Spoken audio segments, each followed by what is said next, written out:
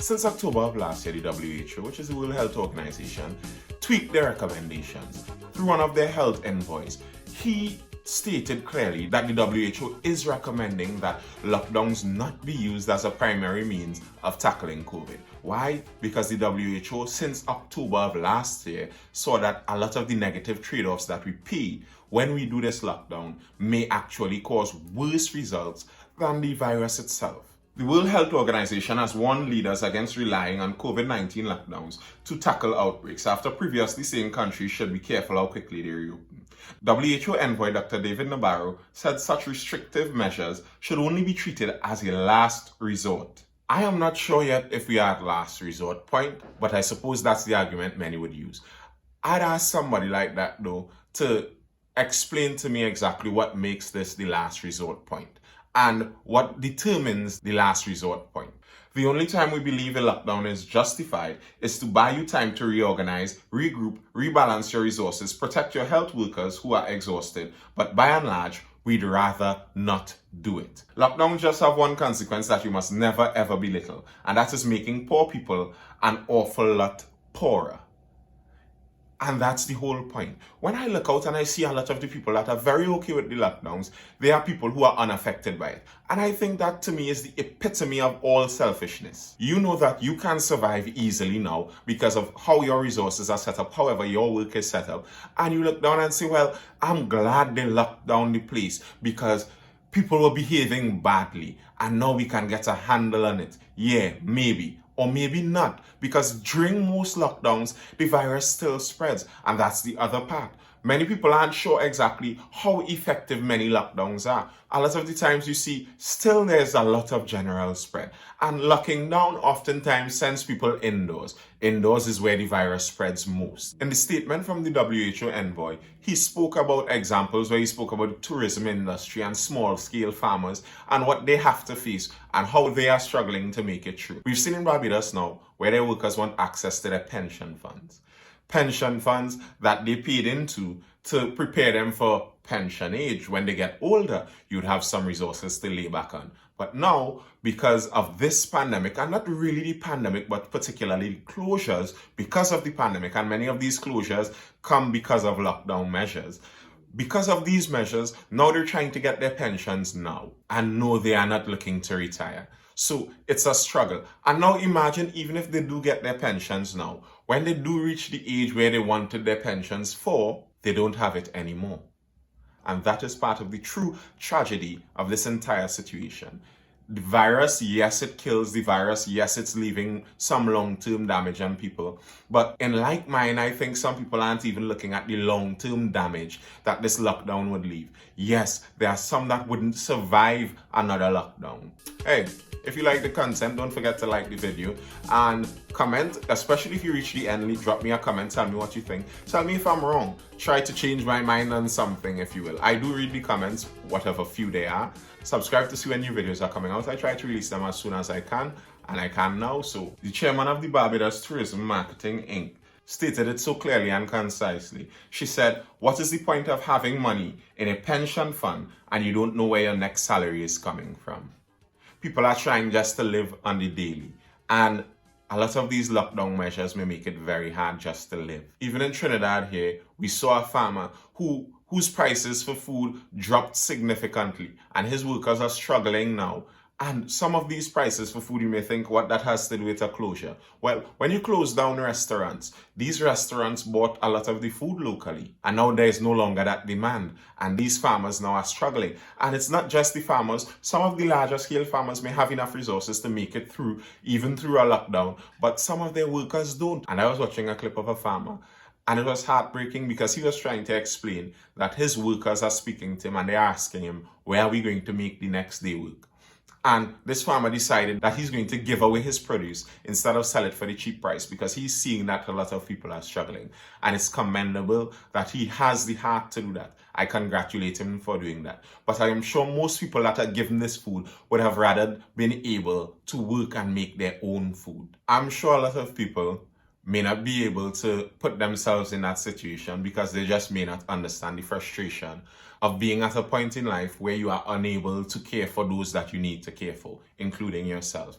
And the American Center for Disease Control, since last year also, released a study showing the increase in suicidal thoughts, serious suicidal thoughts among young adults, particularly young adults, particularly minority communities, particularly low-income people. Because again, just as the WHO said, those are the people that are most affected by the lockdown. So whenever someone speaks to you about ideas of privilege, this is the very idea of it. We can lock down, and to hell with the poorer people who cannot. So many people arguing that we're here saving lives. I saw a post where someone said it may be difficult to close down your business or your work for a few weeks, but it would be much harder to close a casket. Well, people are closing caskets too because of the lockdown. I don't understand where the idea that somehow work was frivolous, where that idea came from.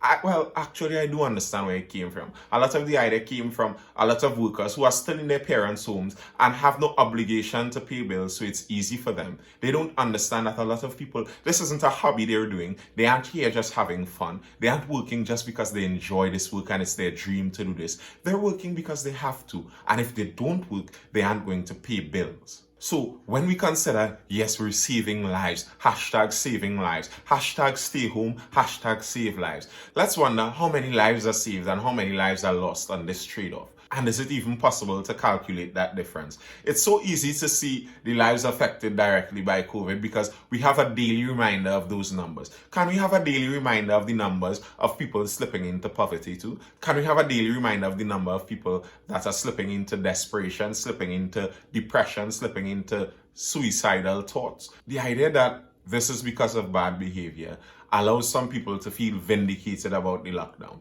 That yes, some people didn't listen to guidelines properly, and that's the reason we are locking down now. Don't blame the governments for locking down. Blame the bad behavior of people. Well, what do you expect? People have been behaving badly since the beginning of time. There's no possible way we could have gotten all people to listen to all guidelines. There were guidelines. There are people that are very willing to disobey laws. And if they are willing to disobey laws, you think they aren't willing to disobey guidelines? What was someone who was working in a restaurant supposed to do to make sure that whoever was disobeying these guidelines and going to whatever parties that may have or may not have caused the spread? Because we don't exactly know exactly where all of these spreads came from. I haven't heard yet where the Prime Minister contracted his COVID virus from, and if wherever he contracted it from, if they are now forced to lock down and give up their salaries. And of course I understand that, yes, the numbers are rising. We saw it in 2 consecutive days. It went from 2 something, which was a record number, to another record number of 300 plus, and it's rising. Now, what those numbers actually mean, I don't yet know, because where exactly are we aiming for them to be? What's the aim? What's the end game? During this lockdown, what are we aiming for? Are we really aiming for those vaccinations? Because that's what I hope, because that's the only thing that makes sense to me. And in the same mind, while I hope we're waiting for the vaccinations, because I hope the lockdown is for some further purpose than just trying to get the numbers down and a knee-jerk reaction to, high numbers, lock down everything, which is a simpleton's view of it. Even if we're waiting for the vaccines, how are we going to get people who do not want to take the vaccines to take them? And that's a significant problem. If we're locking down, waiting to get more vaccines, and when we get those vaccines, many people still don't want to take them, do we remain locked down, waiting on these people to change their minds about vaccines, which very likely is not going to happen? Or do we force them to take these vaccines? And if we don't force them to take these vaccines, and we leave them to choose, then why don't we leave them right now? What's the purpose of locking down now to reopen in a month and allow the same thing to happen? That's insanity. We're literally doing the same thing over and over, expecting it to change. Are we to hide from the virus for this lockdown, and somehow the virus is going to go away in between the time? It's not going to happen. So there must be some end game that we're aiming for. There must be some purpose during the lockdown. We're heading towards, okay, these are the vaccines we want. These are the vaccines we're acquiring. We've locked down for a month because we are attempting to get XYZ vaccines, and after we get these vaccines, we're going to get people to take them through these measures. And I'm very interested to hear how exactly we plan to get people to take these vaccines. I've seen Guyana think about, and they say they're considering vaccine passports. They aren't the only place considering vaccine passports. And it seems like a compromise to some, where if you want to travel or you want to engage in these official transactions, you need to have this piece of paper, or however they design it, to show that you have been vaccinated. The idea may sound grand to some, and it may sound like a nice, simple way of solving the matter to others, but we've got to think of it critically also, because this isn't the only virus that is going to be coming. Everybody's favorite billionaire to hate, Bill Gates, stated in his podcast he's hoping and is hopeful that it could be 20 years from now, and he's speaking about the next big pandemic, next virus. But we must assume it could be 3 years from now. There's a reasonable probability that the world will face something like this in the next 10 or 15 years. So think of him whatever you may. He is someone that is intertwined in a lot of this viral and epidemiological and vaccination science. And in whatever direction you want to take it, if it's only scientific or if it's conspiratorial in nature, I think he may have some knowledge on the matter. So if we are to expect more viruses to come, then these vaccine passports aren't only going to be for the COVID vaccine. They aren't only going to be for this one virus. What if a new virus comes that may be bigger and scarier than this one? We're going to have to be vaccinated for that. And then even within this vaccine, we've been told by some of the producers already that this vaccine isn't a one-shot cures all, that it would require a yearly booster shot. So this vaccine passport, when we think of it, is going to have to be not just a one-off. It's going to have to be yearly to measure exactly when we got our last vaccination. And chances are it's going to become a list of various medication to stop all the various viruses that are now on their way. So now we bring ourselves into a logical argument here. There are various ways we can handle this disease.